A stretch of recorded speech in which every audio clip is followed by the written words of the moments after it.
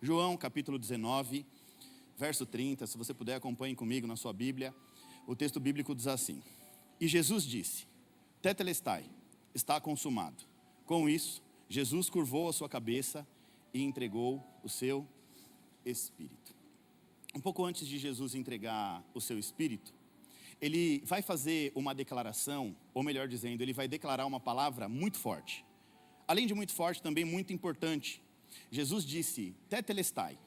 Tetelestai é uma palavra original grega que significa está completo, está consumado, está concluído.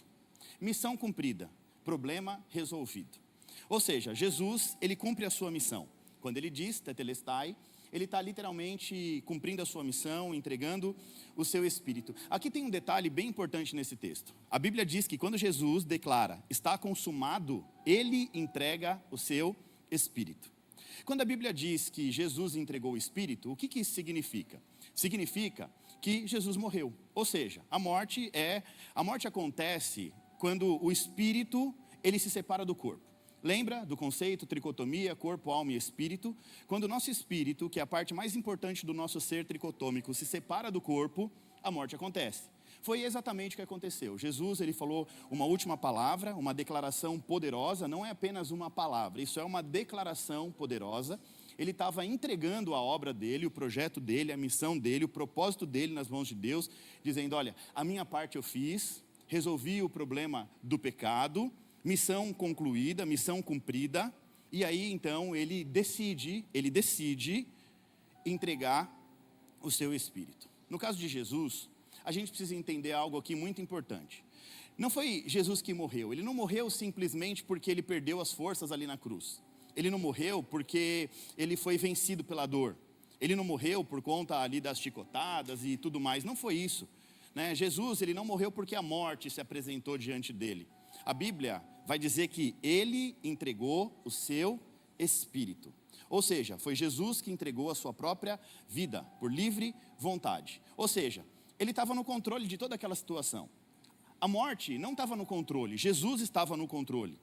O Evangelho de João, capítulo 10, versículo 18, o próprio Jesus havia dito anteriormente assim, ninguém tira a vida de mim, eu espontaneamente a dou.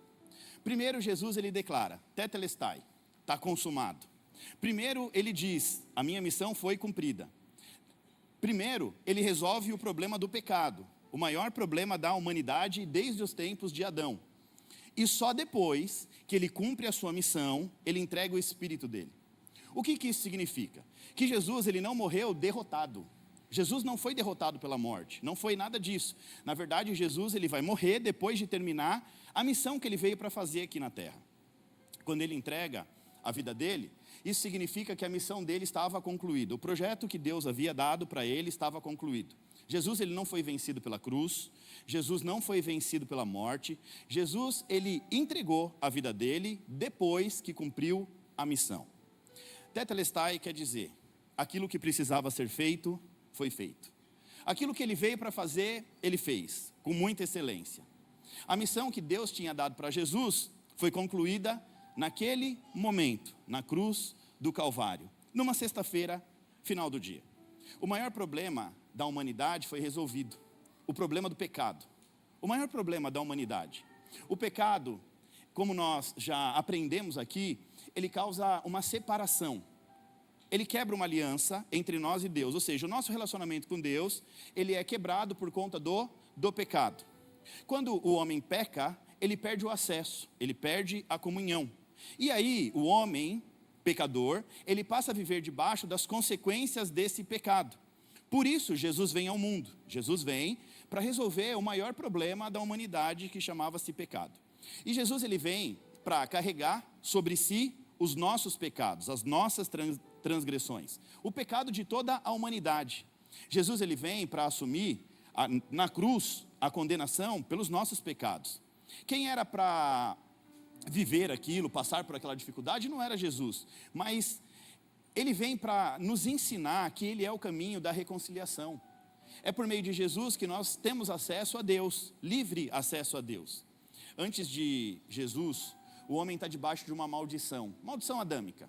Adão ele peca, a partir do momento do pecado de Adão, Toda a humanidade passa a viver nessa condição de queda. O homem agora caído, o homem amaldiçoado tem que lutar muito, trabalhar muito, para que a terra possa produzir alguma coisa para sustentar ele. Agora o homem está debaixo de uma maldição. O homem pecaminoso caminha na terra com muita dificuldade. O pecado, além de gerar dificuldade, ele vai causar separação entre Deus e o homem. E ao mesmo tempo o pecado também dá a legalidade de atuação para Satanás agir na vida do homem. Então, além de causar separação a partir de agora, o pecado também dá a legalidade de atuação para Satanás. Quando Jesus ele declara tetelestai, ele está afirmando que a missão dele foi cumprida, ele está dizendo que o problema foi resolvido, mas para a gente entender completamente essa declaração, ou melhor dizendo, o peso dessa declaração de Jesus, a gente precisa olhar para o que vai acontecer depois dessa declaração. Essa declaração ela foi feita na cruz, mas ela não marca o fim da história. Essa declaração de Jesus não marca o fim. Na verdade, ela vai preparar o cenário para algo que ia mudar completamente a história da humanidade. Então, quando Jesus diz, está consumado, ali foi o início de algo grande que estava prestes a acontecer. Essa declaração de Jesus na cruz, ela foi feita numa sexta-feira, 3 dias antes da ressurreição de Jesus. A sexta-feira, na Bíblia, foi marcada por uma sexta-feira muito agitada em Jerusalém. Desde o momento que Jesus ele foi preso, lá no jardim do Getsemane, quando Jesus ele sente a dor por conta do pecado, quando Jesus ele sua sangue, quando Jesus ele pede para Deus, se possível, afasta de mim esse cálice de aflição, dor e sofrimento. A sexta-feira já está ali agitada. Jesus ele vai orar e ele não pode contar nem com os amigos dele agora, na verdade, porque ele vai contar com os amigos e os amigos, os discípulos estão dormindo. Tomados por sono, não conseguem sustentar Jesus ali em oração, ajudar Jesus em oração. Ele clama ao Pai com o coração angustiado, oprimido, cansado, sentindo algo que ele nunca sentiu antes, porque ele vai sentir agora o peso do pecado. Ele era o Cordeiro de Deus, que viria para tirar todo o pecado do mundo. Ou seja, um Cordeiro limpo, puro. E Jesus agora ele está sentindo algo que ele nunca sentiu. O peso do pecado, a desconexão entre Pai, Filho e Espírito Santo. Agora Jesus ele está ali angustiado, clamando. Ele faz uma oração, a alma dele se revigora, ele ganha força. Aí a história continua, os romanos pegam Jesus, Pedro corta a orelha de um soldado, aí ele vai para dentro de um palácio ficar, não numa cama boa na última noite da sua vida, mas ele vai ficar dentro de um calabouço, ali Jesus passa a sua última noite, né? Isso numa quinta-feira. Na sexta-feira começa a agitação ali do julgamento de Jesus. Jesus é levado para interrogatórios, Jesus é julgado e sentenciado de maneira injusta. Ele é acusado por um crime que ele não cometeu, ele é condenado, ele é crucificado, por algo que ele não tinha cometido. Essa sexta-feira foi um dia marcado por muita tensão, muita agitação em Jerusalém, muita dor, muito sofrimento, Jesus sofrendo. E no final daquele dia, Jesus ele é colocado no madeiro, diante de uma cruz. Jesus depois foi sepultado e colocado dentro de um túmulo. Sexta-feira acabou. Aí o sábado foi marcado por um grande silêncio. O sábado foi marcado por um silêncio tão profundo, um dia tão quieto em Jerusalém. Todo mundo estava confuso. Os discípulos que andavam com Jesus não estavam entendendo por que tanto silêncio. Jesus tinha morrido, a promessa é que ele ressuscitaria, mas aí Jesus agora está ali dentro de um túmulo fechado, uma pedra e aquela coisa toda, e os discípulos não sabiam o que fazer, eles começam a desanimar, eles começam a sentir medo, não sabem o que fazer diante de uma situação daquela, o mestre não estava mais ali. Para eles ali tudo tinha acabado. A morte de Jesus marcou o fim. Aquele dia era um dia onde o povo imaginou que ali não tinha mais esperança, não tinha mais volta, acabou. Então, na cabeça dos discípulos e muitos que acompanhavam a Jesus, ali acabou, a história tinha acabado. Cada um dos seus discípulos começa a voltar para suas casas, cada um dos seus discípulos começa a voltar para os seus afazeres profissionais. Os discípulos agora estão voltando para trás. Parecia que a cruz tinha sido, na verdade, o fim da história. Ali, durante um dia, durante o sábado, aquela cruz marcou o fim da história na cabeça de muita gente. O sábado marcado por um silêncio de Deus. Um silêncio. Deus não responde, Jesus está ali num sepulcro. Para muita gente, aquele dia, parecia que o céu não estava trabalhando, parecia que o céu estava ali calado diante daquela situação. Mas foi justamente nesse dia de maior silêncio, que Deus estava trabalhando na maior obra da história da humanidade.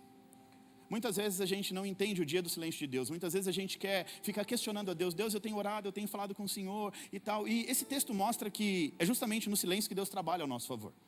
Muitas vezes a gente é tomado pela ansiedade, pela angústia das coisas, né? As coisas vão passando, o dia vai passando, a gente vai ficando ali angustiado. Assim como foi com a mulher de Abraão a semana passada, angustiada, ela resolve fazer algo pela força do próprio braço. Ela resolve fazer algo que não fazia parte da promessa de Deus. Ela vai mexer na estrutura das coisas espirituais e ela vai arrumar um problema. Então aqui está tudo em silêncio. O povo está passado, tudo muito calado. Os discípulos acreditavam nas promessas de Jesus, no ministério de Jesus, e agora os discípulos estão voltando para trás. Estão pensando o que vão fazer da vida agora, já que Jesus estava morto. Aquele dia era como se o céu tivesse parado de trabalhar. Aquele que estava preparando o caminho para o mais importante dia do calendário cristão, estava dentro de um túmulo. E os discípulos não estavam entendendo isso. Mas vem o domingo. Fala para a pessoa que está do seu lado, sempre vem o domingo. Esse domingo aqui é marcado por algo muito grande, algo muito poderoso, que é o domingo mais importante da nossa vida como cristão. Esse domingo foi o domingo mais importante do calendário cristão, o domingo marcado pela ressurreição de Cristo. Aí, nesse momento, a Bíblia relata essa história, lá no Evangelho de Mateus, capítulo 28, dos versos 1 ao 10, o texto diz assim: Depois do sábado, tendo começado o primeiro dia da semana, Maria Madalena e outra Maria foram ao sepulcro. E eis que sobreveio ali um grande terremoto, pois um anjo do Senhor desceu do céu. E chegando ao sepulcro, ele rolou a pedra da entrada e assentou-se sobre ela. Sua aparência era como um relâmpago, e as suas vestes eram brancas como a neve. Vamos entender esse texto aqui. Um anjo vem do céu, tira a pedra. Mas para que ele tirou a pedra? Para Jesus sair de lá? Ele tirou a pedra, na verdade, para mostrar para Maria que Jesus já não estava mais lá. Jesus agora não precisava mais de porta de entrada e de saída. Aí o anjo ele vem, tira aquela pedra, e o texto bíblico diz que ele se assenta sobre a pedra. O que significa isso? O anjo sentado sobre a pedra. Isso mostra governo, poder e autoridade. É como se Deus tivesse sentado sobre a morte. Aquela pedra que marcava o fim de um ciclo, de uma história. Agora o anjo vem, retira aquela pedra e senta sobre a pedra. Olha os detalhes do texto bíblico. Um anjo com uma aparência de um relâmpago, com vestes brancas. Aí os guardas que apontam para o império humano, força humana, tremem de medo e ficam como mortos. Ou seja, eles não conseguem fazer nada diante daquele anjo. O anjo disse às mulheres: não tenham medo. Eu sei que você está procurando Jesus, que foi crucificado. Só que ele não está mais aqui, como você pode ver. Ele ressuscitou, como ele tinha dito. Ele tinha dito antes que ele ia ressuscitar. Venham ver o lugar onde ele jazia. Vão depressa e digam aos discípulos dele: ele ressuscitou dentre os mortos e está indo adiante de vocês para Galiléia. Lá vocês o verão. Notem que eu já os avisei. As mulheres saíram depressa do sepulcro, amedrontadas e cheias de alegria. E foram correndo anunciá-lo, os discípulos de Jesus. De repente, Jesus as encontrou e disse: salve. Elas se aproximaram dele, abraçaram os seus pés e adoraram. Então Jesus disse: não tenha medo, vão dizer aos meus irmãos que se dirijam para Galiléia e lá eles me verão. Esse texto, ele é talvez o texto mais importante, talvez não, esse texto é o texto mais importante da Bíblia. Aqui, na verdade, está registrado o momento que mudou completamente a história da fé cristã. Foi nesse exato momento que tudo muda. O momento da ressurreição de Jesus. Mateus 28, ele vai começar exatamente num domingo, um domingo como esse. É claro que para a nossa cultura é diferente, lá o domingo é a segunda-feira. Aqui o domingo é domingo. Você entendeu, né? O domingo da ressurreição, ele se torna para mim e para você, cristão, o dia que aponta para a vitória de Cristo sobre a morte. Esse domingo era um domingo muito especial. para a gente entender o peso desse momento, a gente precisa lembrar de uma sequência de acontecimentos que vieram antes, ali no ministério de Jesus, que durou cerca de 3 anos. Jesus, ele ensinou sobre o reino de Deus. Jesus, ele vai revelar o coração de Deus, o coração do Pai. Jesus vai curar enfermos, vai libertar pessoas endemoniadas, vai realizar grandes milagres. A Bíblia diz que multidões seguiam Jesus. Aonde Jesus estava, o povo queria estar com ele. Multidões ouviam os ensinamentos de Jesus. Multidões viram sinais extraordinários acontecendo diante dos seus próprios olhos, vendo tudo que Jesus está fazendo. Só que depois disso veio a cruz. Jesus foi preso, julgado injustamente, condenado e crucificado. Então o povo viu de perto o ministério de Jesus. Foram 3 anos de muita intensidade. Jesus escolhe um lugar na Galileia, ele escolhe a região da Galileia para pregar o evangelho. Ele vai para Jerusalém nas épocas de festas. O povo está vendo todo aquele movimento de Jesus, curando, libertando, fazendo coisas extraordinárias.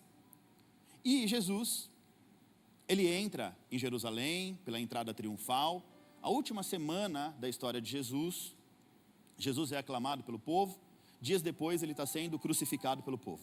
Aquele que entrou aclamado, dias depois está sendo crucificado como um ladrão, um bandido.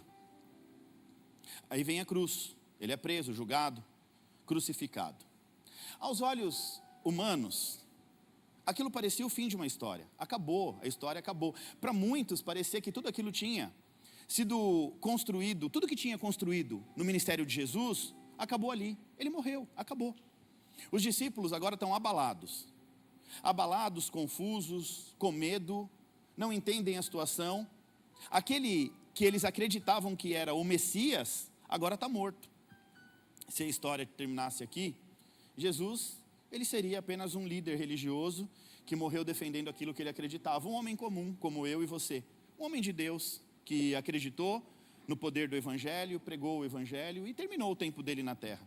Se tivesse terminado aqui, se não houvesse ressurreição, Jesus seria um homem comum como eu e você. Só que o Evangelho, ele não termina na morte. O que me chama a atenção é que o Evangelho, ele continua a partir de um sepulcro vazio.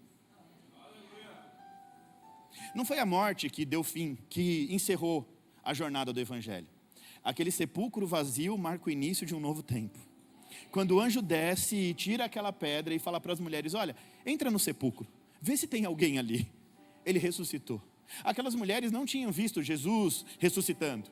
Elas viram um sepulcro vazio. E aquele sepulcro é que vai marcar o início de um novo tempo, de uma nova caminhada. Aquele sepulcro que vai marcar, na verdade, o poder do Evangelho de Deus. E foi por isso que a ressurreição é chamada de a coroa da obra de Cristo. A coroa da obra de Cristo. A cruz, ela foi o sacrifício de Cristo. O sepulcro foi marcado por silêncio, mas a ressurreição é a coroa da obra, ou seja, a ressurreição marca a vitória de Cristo sobre o pecado. Ali, Jesus agora, ele sai vitorioso, ou seja, a ressurreição de Jesus. Então, sem a ressurreição, os milagres que Jesus fez seriam apenas demonstrações de poder. Um homem cheio de Deus que fez alguns milagres. Sem a ressurreição, os ensinamentos de Jesus seriam apenas palavras bonitas. Sem a ressurreição, a cruz seria apenas a morte de um homem inocente. Mas quando Jesus ele ressuscita, tudo agora ganha um novo sentido. A partir da ressurreição, surge o verdadeiro sentido do Evangelho. A ressurreição, ela confirma que Jesus, quem Jesus é. A ressurreição, ela aponta para a identidade de Jesus. Ali mostra literalmente que Jesus é o Filho de Deus. A ressurreição, ela vem confirmar que o sacrifício de cruz foi aceito. Olha só que interessante. O sacrifício de Jesus precisou ser aceito. A ressurreição, ela confirma que o pecado foi vencido e que a morte agora não tem mais a última palavra. Quando nós perdemos um ente querido, nós temos o consolo. Nós sabemos que a morte não venceu. Ali não é a última palavra. Um dia nós estaremos juntos, louvando a Deus no céu. Todos juntos, adorando a Deus. Então a ressurreição veio para nos trazer vida, a esperança da vida após morte, vida eterna. A ressurreição, ela mostra que o poder de Deus é muito maior do que o pecado. A ressurreição mostra que o poder de Deus é muito maior do que a injustiça. Jesus foi injustiçado, mas o poder dele é maior do que a injustiça. O poder de Deus é maior até mesmo do que a morte. A morte não se compara com o poder de Deus. Por isso, no domingo da ressurreição, surge um detalhe muito importante na história de Jesus. Esse domingo da ressurreição é o ponto central da nossa fé. É a partir da ressurreição que nós formamos a nossa fé cristã. É a partir da ressurreição que nós nos baseamos naquilo que nós acreditamos, que nós afirmamos aquilo que nós acreditamos. Esse domingo foi um dia muito especial.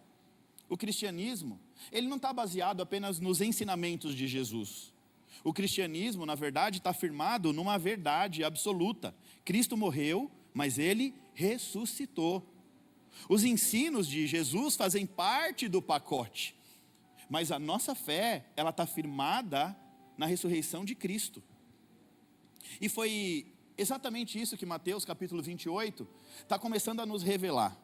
O sepulcro de Jesus está vazio, porque Jesus venceu a morte.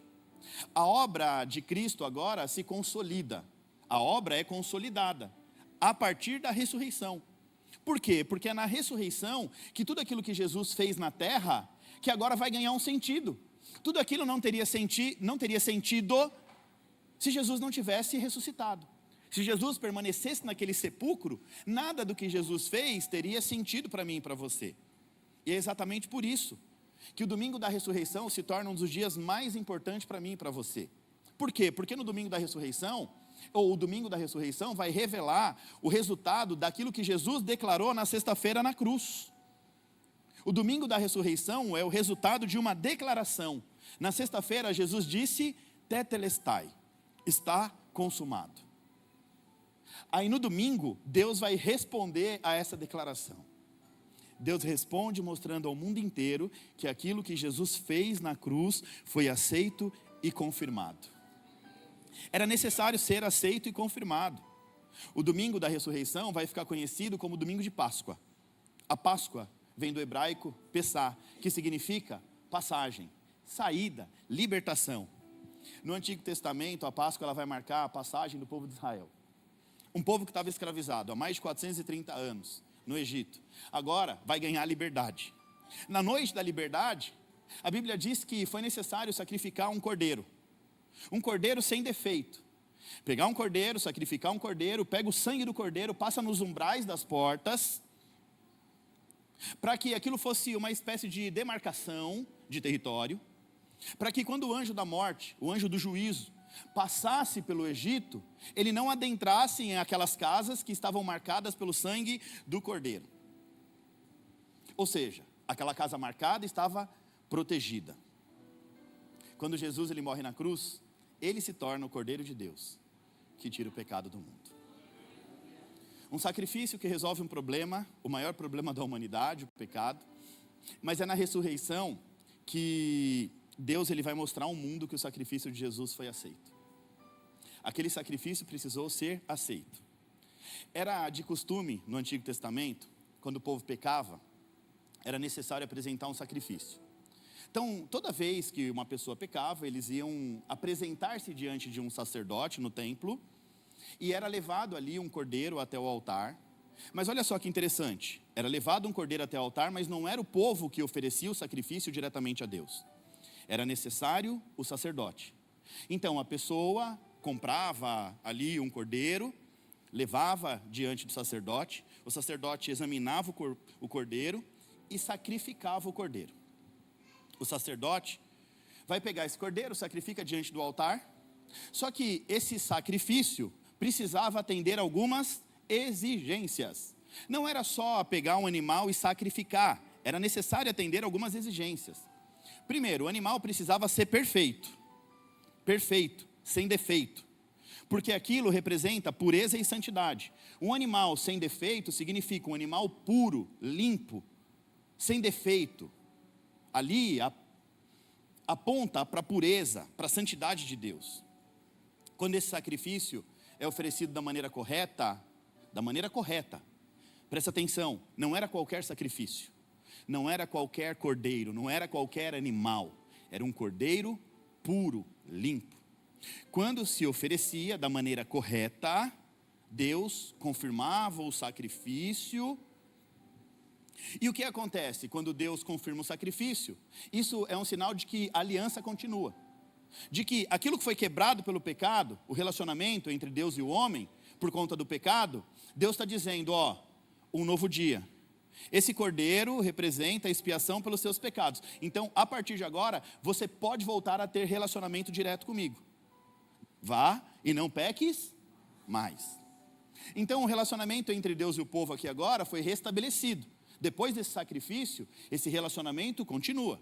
Ali era como se fosse um pedido de perdão. Uma maneira diferente de Deus ensinar o seu povo a andar em obediência e entender que o pecado teria consequências. Olha, se você pecar, você vai ter que matar um cordeiro. Você vai ter que pedir perdão entregando um cordeiro diante do altar. Ok? Era assim que funcionava. Só que se o povo pecasse novamente, um novo sacrifício precisava ser apresentado. Então, imagina só, a pessoa pecou uma vez, entregou um cordeiro, aí passou um ano, vai de novo lá, e vai, mais um cordeiro, e depois mais um cordeiro, e mais um cordeiro, e mais um cordeiro, para que ele pudesse ter relacionamento com Deus. Era necessário, nessa época, sacrifícios repetidos constantemente. No Antigo Testamento, um animal ele precisava morrer por causa do pecado do homem. Qual que é a lógica disso, gente? Vamos entender em nome de Jesus.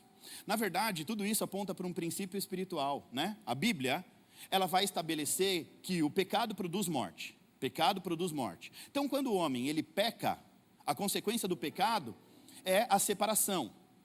Essa separação aponta para uma sentença de morte. Não morte física, mas morte espiritual. Então, esse pecado é uma sentença de morte. É como se a pessoa estivesse morta no espírito por conta dos seus pecados. E aí o que acontece? Deus ele vai estabelecer um princípio de justiça. Olha só que ao mesmo tempo Deus também revela a misericórdia. Se não tivesse a misericórdia, seria assim, você pecou, então você morre. Aí Deus diz, olha, sacrifica ali um cordeiro. Para que você não morra, você vai entregar um animal. A mesma coisa que Deus fez quando Adão pecou. A Bíblia diz que eles vão se vestir com roupa de animal. Ou seja, Deus sacrifica um animal pelo pecado deles. Ou seja, Deus estava sacrificando por Adão e Eva. E aqui a gente vê a história se repetindo. O homem peca, Deus ele é justiça, o juízo de Deus vem sobre o pecador, mas Deus também é misericórdia, então Deus diz, olha, não a sua vida, mas a vida de um cordeiro, para que você tenha a oportunidade de voltar a ter relacionamento comigo. Então, ao invés do pecador morrer imediatamente por conta do pecado, Deus ele fala, um substituto morre no seu lugar. Então, um animal vai morrer no seu lugar. Ou seja, agora um cordeiro é colocado no lugar do pecador. Um cordeiro, um animal, um cordeirinho é colocado no lugar do homem pecador. Aqui era como se Deus estivesse dizendo ao povo, pecado tem preço, mas alguém pode morrer no seu lugar. Aqui Deus ele já está apontando para a obra da redenção. Aqui Deus já está apontando para o Filho dele, o Cordeiro de Deus que tira o pecado do mundo. Esse sistema de sacrifícios, ele foi a forma que Deus estabeleceu, a maneira que Deus encontrou para que o homem não fosse destruído pelo seu próprio pecado. Então Deus ele cria todo um princípio para que o próprio homem não fosse morto, não fosse destruído pelo pecado. E ao mesmo tempo Deus pega esse princípio para nos ensinar sobre o peso do pecado.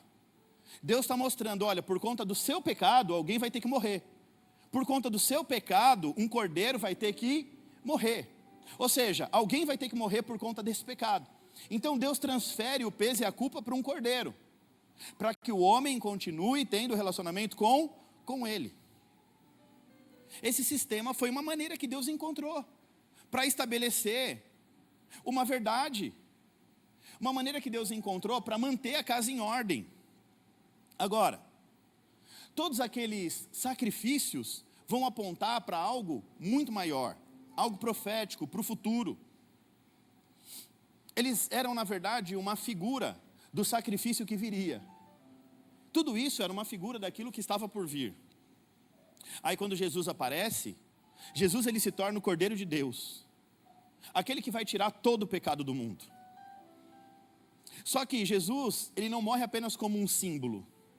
Ele vai morrer agora como um substituto definitivo. quando a gente chega em Jesus, aqui a história muda completamente. Jesus, ele não é apenas um sacrifício. Jesus, além do sacrifício, ele é o sumo sacerdote.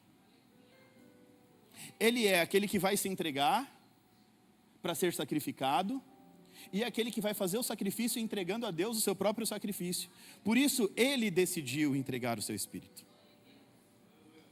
No Antigo Testamento, o sacerdote, ele tinha a missão de pegar o cordeiro, examinar o cordeiro diante de Deus ali, olhar e falar, ó, cordeiro, tá bom Deus, vamos fazer o sacrifício.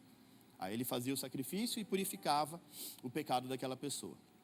Em Jesus vai acontecer algo lindo, extraordinário. Jesus é o cordeiro que se entrega, mas ao mesmo tempo, ele apresenta o sacrifício a Deus. Você está entendendo? Tetelestai.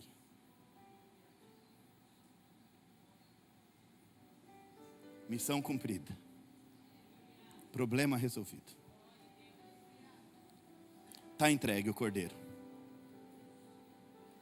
Você percebe que essa palavra na Bíblia vai muito além do que simplesmente está consumado. É Jesus ali, o Cordeiro de Deus, sacrificado, se oferecendo no madeiro, por mim e para você, na Páscoa.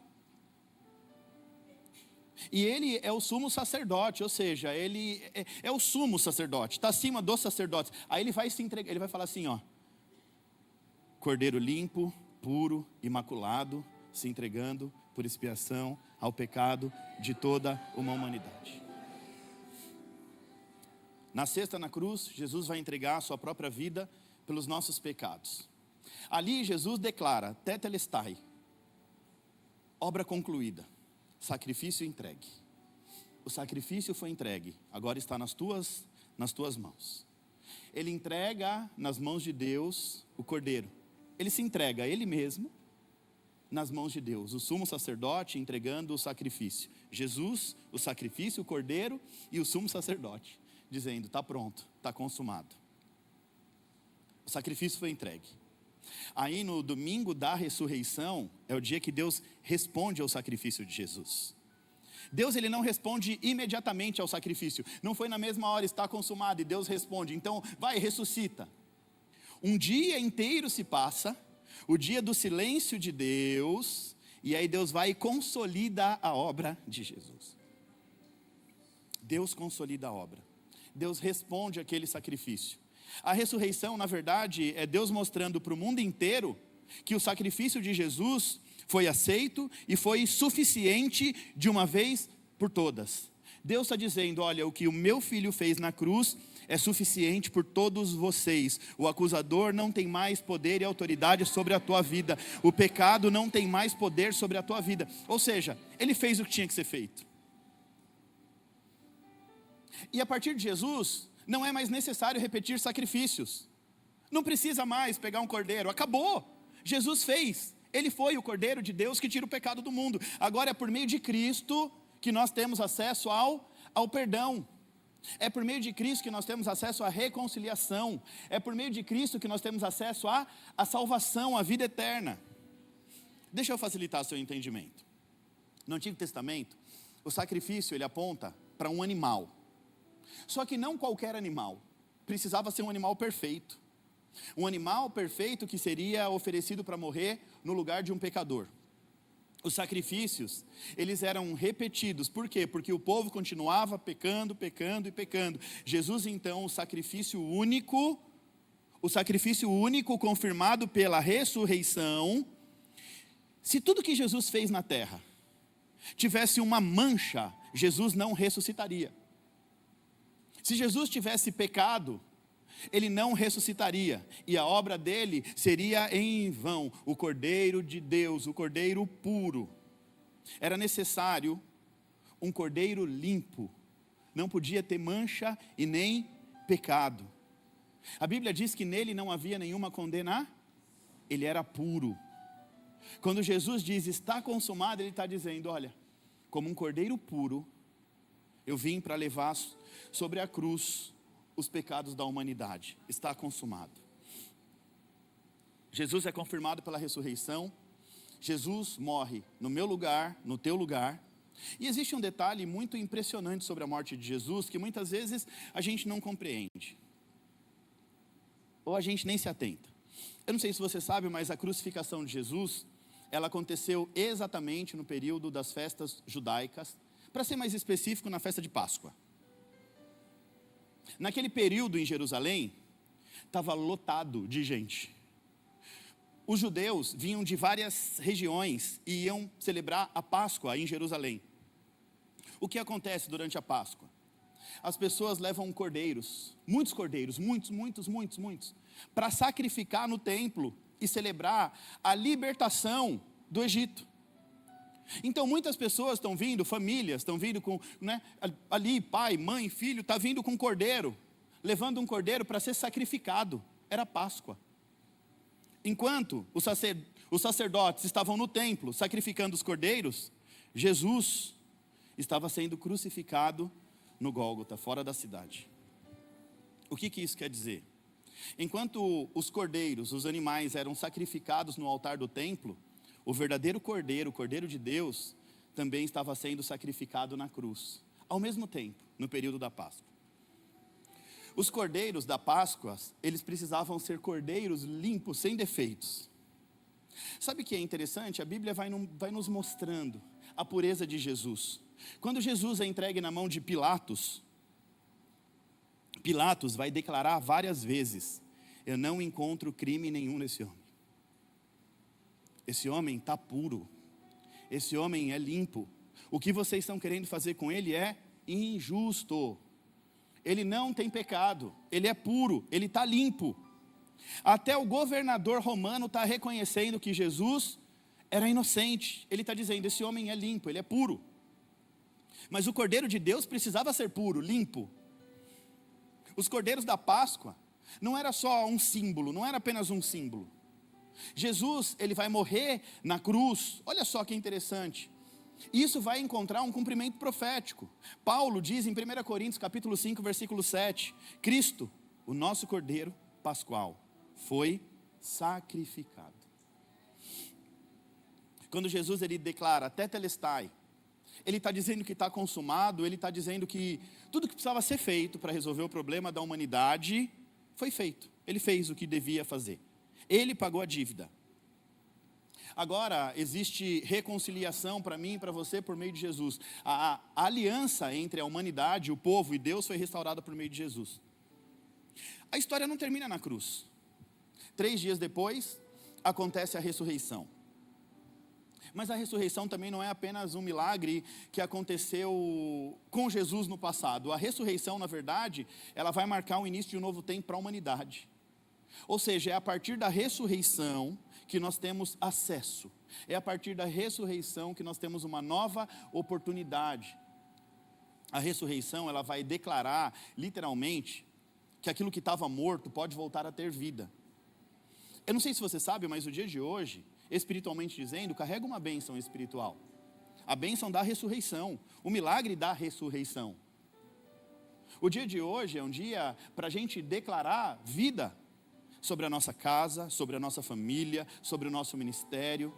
Hoje é dia para a gente declarar vida sobre os nossos filhos, declarar vida, que Deus alcance aqueles que estão longe de Deus. O dia de hoje carrega uma bênção diferente, um milagre. É um dia que, espiritualmente dizendo, carrega um milagre. O início de um novo tempo. Um novo tempo. Agora você pode começar uma nova história livre da condenação. Ninguém mais vai apontar o dedo, e mesmo que aponte, não tem mais condenação, porque a ressurreição nos liberta da condenação e o peso do pecado. É no dia da ressurreição, o domingo da ressurreição, que vai marcar que aquilo que estava morto voltou a viver. Jesus precisou morrer, mas ele ressuscitou, ou seja, o que estava morto voltou a viver. A ressurreição vai declarar que aquilo que parecia ter se perdido, agora foi restaurado. A ressurreição marca isso, restauração de um novo tempo. Aquilo que foi perdido agora foi restaurado. Deus nos deu essa oportunidade por meio de Jesus. A ressurreição vai fazer uma declaração muito forte. A ressurreição declara que a morte, o pecado e a condenação do inferno sobre as nossas vidas não é mais a última palavra. A morte não é mais a última palavra. Morreu, acabou. Não, acabou não. Morreu, vai começar um novo tempo. Um tempo com Deus. O melhor tempo, na verdade, das nossas vidas.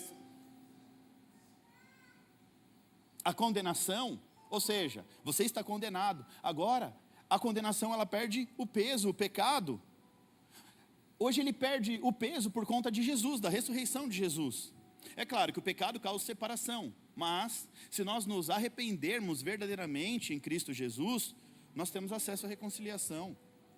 A ressurreição não é só uma lembrança. Ela carrega uma bênção poderosa para as nossas vidas. Quando Jesus ele ressuscita, ele vai abrir um caminho. Repete comigo, Jesus abre um caminho. Jesus está abrindo um caminho de vida para Deus. Quando Jesus ressuscita, ele está dizendo o seguinte, ó, agora existe um caminho para você, um caminho livre, que você pode trilhar, você pode encontrar com Deus, você pode viver uma vida com Deus. Agora você pode ter relacionamento com o Pai. É isso que Jesus vai fazer. Jesus ele vai abrir um caminho de perdão. Jesus ele vai abrir um caminho de perdão. Se você pecou, está se sentindo um lixo, muitas vezes não quer mais, Senhor, me perdoa. Arrependimento genuíno, sincero, verdadeiro, do fundo do coração. A ressurreição abre um caminho para reconciliação. Reconciliação entre Deus e você. A ressurreição abre um novo caminho, um caminho de vida. Tudo pode ser diferente agora. A cruz, ela resolve o problema do pecado. A cruz resolve o problema do pecado. Mas é na ressurreição que existe o poder dos novos começos, o poder de uma nova vida, o poder de uma nova aliança. A cruz resolve um problema, mas a ressurreição é que dá acesso. Você está entendendo isso em nome de Jesus? O que isso significa, pastor? Isso significa que ninguém aqui precisa viver mais preso no passado e no pecado. Ninguém mais precisa viver preso a uma culpa. Ninguém mais precisa viver preso a uma condenação. Por que não? Porque o mesmo Jesus que venceu a morte e que ressuscitou, é aquele que está oferecendo vida para todo aquele que se aproxima dele ainda hoje.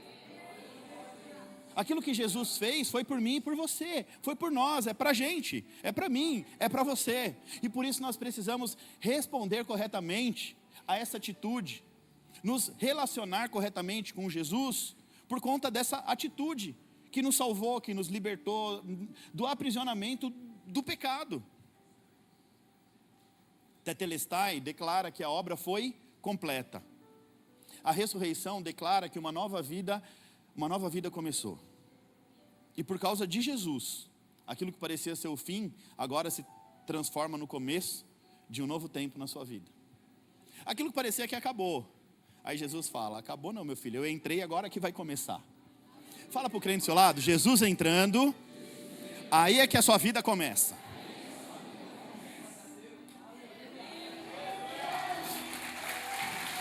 Quando Jesus entra, muda tudo.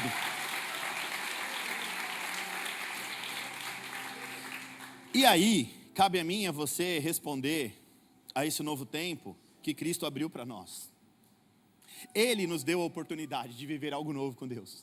Agora cabe a mim e a você responder. Como que a gente pode responder? Cabe a mim e a você viver essa nova vida que Jesus conquistou por nós. Ele conquistou algo por você e te entregou. Olha, está aqui. Eu conquistei e estou te entregando. Você agora tem acesso a uma nova vida. João 10:10 diz que o próprio Jesus disse, eu vim para que vocês tenham vida e vida em abundância. Vive essa vida que eu conquistei para você. É isso que Jesus está dizendo. Cabe a nós aprender a viver essa vida que Ele conquistou por nós. Cabe a nós nos aproximar de Deus. Cabe a nós valorizar a reconciliação. Cabe a nós reconstruir ou construir um relacionamento real com Deus. Relacionamento de verdade. Lembra como era baseado o relacionamento de Abraão com Deus? Deus aparece para ele no capítulo 16 e ele diz o quê? De Gênesis, cadê meu filho? O Senhor não me deu, o Senhor prometeu, o Senhor falou que ia fazer, mas o Senhor não fez. Deus vem para fazer uma declaração poderosa. Filho, continua firme, estou contigo. Aí ele fala, tá bom, legal, bacana. Tá comigo, né? Mas Cadê o herdeiro? Cadê o filho? Cadê o menino? O tempo está passando, a gente está pressionado pelo tempo. O tempo passa, minha mulher está me pressionando. O negócio lá em casa está azedo. Cadê o menino? Aí Deus aparece de novo para ele, porque Deus sempre dá uma nova oportunidade. Só que quando Deus aparece para ele de novo, Deus vai aparecer lá longe. E ele, no conforto da casa dele, vai ver Deus lá de longe e vai sair correndo. E vai falar: se eu tenho favor diante de ti, entra na minha casa, deixa eu te servir uma água. Ele vê 3 seres, 3 anjos. Se eu tenho favor diante de ti, entra na minha casa. Agora, o relacionamento dele, ele entende, a maturidade vai fazer ele entender que o relacionamento entre um homem e Deus não é um relacionamento do Senhor me dá, do Senhor eu quero, do Senhor faz por mim. O pacote da bênção faz parte do relacionamento. Deus, a Bíblia diz, Deus é um pai bondoso e zeloso, e Deus quer dar coisas boas aos seus filhos. Isso não quer dizer que todo mundo vai ficar rico. Não é isso. Mas Deus, ele quer suprir, cuidar. E quando Deus supre e cuida, isso na verdade revela o quê? A natureza provedora de Deus. Quando Deus fala para Adão: coma de todas as árvores do jardim, menos aquela árvore. Por que Deus está mandando ele comer de todas? Deus está falando, isso não é um pedido para você comer, isso é uma ordem. Se você não comer, eu não consigo ativar sobre ti a minha natureza de provisão. Então vai lá, meu filho, e come de todas. Você não plantou nenhuma, mas você vai comer de todas, porque eu estou te dando acesso. Foi isso que Deus fez com Adão. Mas aí ele foi e comeu logo da que não podia. Aí ele é expulso do jardim. Logo que não podia tocar, o irmão vai tocar. Mas você percebe que Deus, ele nos provê. É da natureza de Deus prover os seus filhos. Só que o nosso relacionamento com Deus não pode ser um relacionamento do Deus me dá, do Deus eu quero, do Deus eu preciso, do Deus faz por mim. A gente precisa entender o motivo pelo qual nós chegamos numa igreja, sentamos no domingo de manhã, passamos aqui 2 horas e meia, adorando, falando das coisas de Deus. A gente não está aqui, ou não deveríamos estar aqui, apenas por conta daquilo que Deus pode fazer pela mim e pela tua vida. Nós deveríamos entender a história, saber que Jesus, ele entregou a vida dele pela nossa, ele nos deu acesso, mas não é acesso para a gente se tornar um filho pidão diante de Deus. Ou melhor, um filho interesseiro. O filho que só quer as coisas que o pai pode dar. Sabe o filho interesseiro? É aquele filho que só faz um carinho no pai, só agrada o pai, só diz que o pai está bonito quando está precisando de alguma coisa. Esse é o filho interesseiro. Deus, você é tão lindo, Deus. Aí Deus conhece o teu coração, ele fala assim: lá vem o golpe. Daqui a pouco vai pedir alguma coisa. Esse Abraão do capítulo 18, acho que Deus até fica ali. Daqui a pouco ele vai falar: cadê o Isaac? Aí ele fala: se vier Isaac, se não vier Isaac, está tudo bem. O Senhor é Deus, eu estou aqui para te servir, para te adorar. Quero mais saber de Isaac. Se o Isaac vier, veio. Se não vier, não veio. E está tudo bem. E vamos aqui, está tudo certo. Sabe, subir de nível na fé. Subir de nível na fé. Se Deus fizer, ele é Deus. Se não fizer, ele é Deus do mesmo jeito. Muitas vezes a gente quer que Deus faça umas coisas, Deus não faz. E aí, você vai fazer o quê? Você vai fazer o quê? O máximo que você pode fazer é chorar na cama, que é mais quentinho. E está tudo bem. Entendeu? Deus, você não fez. Estou bravo, estou chateado com você. Vai mudar o que a sua vida? Gente, ele é Deus. Você tem noção disso? Foi ele que te criou, ele que deu a vida para você. A Bíblia diz que Deus nos conhece antes. Melhor dizendo, Deus nos criou antes de te formar. Como assim, pastor? Explica isso. Criou, formou? É isso aí. Primeiro Deus criou você em espírito, e depois Deus te formou em matéria. Olha só o que Deus faz. Ele cria o espírito. Deus nos conhece antes de nós estarmos no ventre da nossa mãe. Depois é que ele forma a nossa matéria. Deus está dizendo, primeiro o espírito é criado, e depois a matéria é é formada. Ele te criou, Ele te formou, foi Ele que te deu vida. E muitas vezes a gente quer tratar Deus como se Deus fosse o nosso amuleto da sorte. Você entende o que Deus está querendo explicar para mim, para você no dia de hoje? A gente precisa aprender a se relacionar corretamente com Deus. Entender a obra de Cristo. Entender a obra da redenção. E aprender a se relacionar com Deus. Não um relacionamento superficial. É hora de se aprofundar nesse relacionamento com Deus. Deixar de lado a nossa carnalidade, os nossos desejos e vontade e se lançar no nosso relacionamento com Deus. Abraçar a nossa vida com Deus e se lançar nisso. A gente precisa aprender a aproveitar a presença de Deus. Sabe quando eu aproveito uma vida com Deus, o meu relacionamento com Deus? Quando eu vivo uma vida de arrependimento. Quando o pecado para mim é peso. Quando o temor é maior do que qualquer outra relação. Ou seja, um homem de Deus, presta atenção no que eu vou te falar, não trai a esposa, não porque a esposa é a mais bonita. Uma mulher de Deus não trai o seu marido porque o marido é o mais bonitão. Um homem de Deus e uma mulher de Deus não trai porque carrega dentro de si o temor de Deus. O homem que tem temor a Deus, esse homem não anda na rua fazendo coisas erradas, vacilando. Ele olha para o céu e ele fala assim: não, o temor, o respeito que eu tenho a Deus não me permite andar mais como um mundano, não me permite mais andar como eu andava lá no mundo, antes de eu encontrar Jesus. O que falta muito no coração de muito cristão é temor, é entendimento da palavra. A gente tem que aprender a aproveitar o que Jesus fez por nós na cruz, ou melhor dizendo, a partir da cruz. A gente tem que aprender a aproveitar isso em nome de Jesus. Aproveitar é andar em obediência à vontade de Deus, porque é o tempo inteiro dizendo: a minha vontade, a minha vontade, a minha vontade, a minha, e a de Deus, fica onde? Eu quero fazer isso, eu quero fazer aquilo, eu quero para lá, eu quero vir para cá, e a vontade de Deus.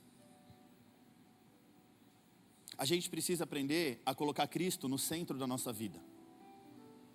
Você precisa entender que Jesus, Ele não morreu e ressuscitou apenas para ser lembrado.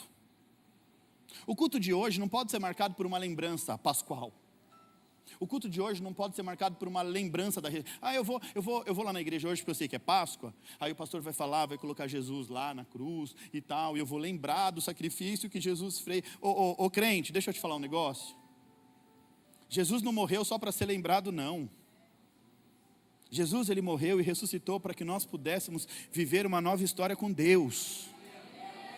Jesus morreu e ressuscitou para que nós pudéssemos viver uma nova história com Deus. Não é vir aqui para lembrar que Jesus um dia, que aquele sepulcro, aquilo teve um peso, muita dor, muito suor, muito sangue, muito sofrimento, muito descaso, muitas chicotadas.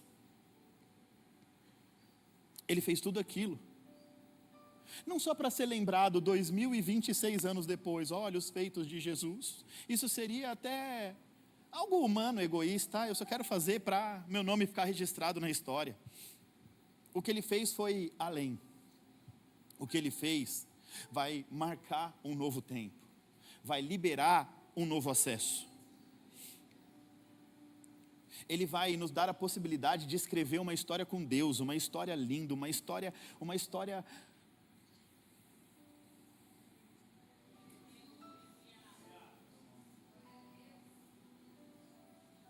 Fala para o crente do seu lado: a ressurreição de Cristo não é apenas para ser lembrada. A ressurreição de Cristo é o acesso que nós temos a uma nova história com Deus. A ressurreição não é só um milagre, não é só um milagre. O milagre que aconteceu com Jesus. O milagre de Deus, a ressurreição. A ressurreição é uma oportunidade. Diga, a ressurreição é uma oportunidade. Oportunidade de vida nova. Vida que começa hoje, para todo aquele que decidir caminhar com Ele. Fala para a pessoa que está do seu lado. A ressurreição é uma oportunidade de uma nova vida que começa hoje para todo aquele que decide caminhar com Ele. Agora você diz assim, ó, eu decidi caminhar com Ele. E você?